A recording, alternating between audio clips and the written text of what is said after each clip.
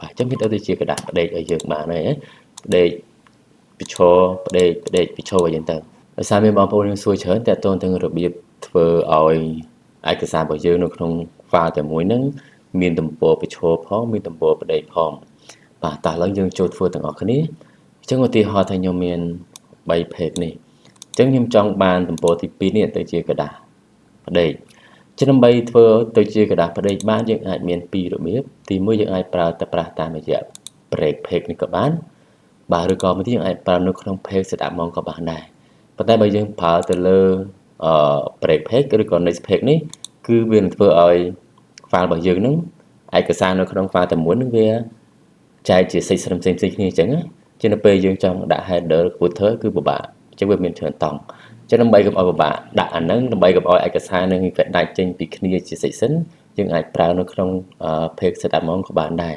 ចឹងដំបូងគឺយើងដាក់ cursor លើទំព័រណាដែលយើងចង់បដូរវាទៅជាกระดาษផ្ដេកក៏ទៅជាกระดาษប្រឈរហ្នឹងមកប៉ុន្តែបញ្ជាក់ឡើងវិញណាថា cursor គឺត្រូវតែដាក់នៅខាងដើមគេបង្អស់នៃអត្ថបទរបស់យើងហើយយើងចូលទៅកាន់ layout បន្ទាប់មកយើងមើលខាងក្រោយយើងឃើញពីថា page setup ហើយយកសញ្ញាទួយនេះមកបាទអញ្ចឹងខ្ញុំចង់ដូរទៅជាกระดาษផ្ដេកអញ្ចឹងខ្ញុំយកកន្លែង landscape ហើយកន្លែង apply to ខ្ញុំរើសយកពាក្យថា disappoint forward អញ្ចឹង disappoint forward នេះគឺវាដំណើរការចាប់ពី cursor ចុះទៅក្រោមបាទអញ្ចឹងថានៅពីខាងក្រោម cursor នេះមានប្រមាណ page គឺវាបដូរទៅជាกระดาษផ្ដេកទាំងអស់ឲ្យយើងហើយអញ្ចឹងយើងអូខេមួយសិនមកញ៉ាបាទអញ្ចឹងប៉ុន្តែអាទំព័រទី3ក៏វាមកផ្ដេកដូចគ្នាដែរអញ្ចឹងឧទាហរណ៍យើងមកចង់បានទំព័រ2ទំព័រជាกระดาษផ្ដេកចុះហើយខ្ញុំបន្ថែមទំព័រទៀតដូចថា page 4ចុះបាទតែខ្ញុំអត់ចង់ឲ្យទំព័រទី4ហ្នឹងទៅជាกระดาษផ្ដេកទេខ្ញុំចង់បានជាกระดาษប្រឈរវិញអញ្ចឹងដូចគ្នាបងប្អូនដាក់ cursor លើទំព័រទី4ហ្នឹងហើយចូលទៅឡើងដែរណា layout ហើយយក page setup ហ្នឹងសញ្ញាព្រួយហ្នឹងហើយយើងដូរមក portrait វិញហើយយកដូចគ្នា disappoint forward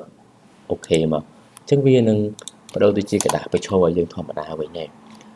ខាងក្រោមបើសិនជាយើងចង់បានទៅជាกระดาษផ្ដេកវិញដូចគ្នាដែរយើងចូលកន្លែងតែលមក layout page setup landscape disappoint forward អូខេបាទអញ្ចឹងវាទៅជាกระดาษផ្ដេកឲ្យយើងបានហើយផ្ដេកពិឈរផ្ដេកពិឈរអីចឹងទៅបាទអញ្ចឹងវីដេអូមួយនេះគឺមានប៉ុណ្ណឹងអញ្ចឹងបើសិនជាបងប្អូនមានចម្ងល់ផ្សេងអាច comment ខាងក្រោមវីដេអូបាទសូមអរគុណ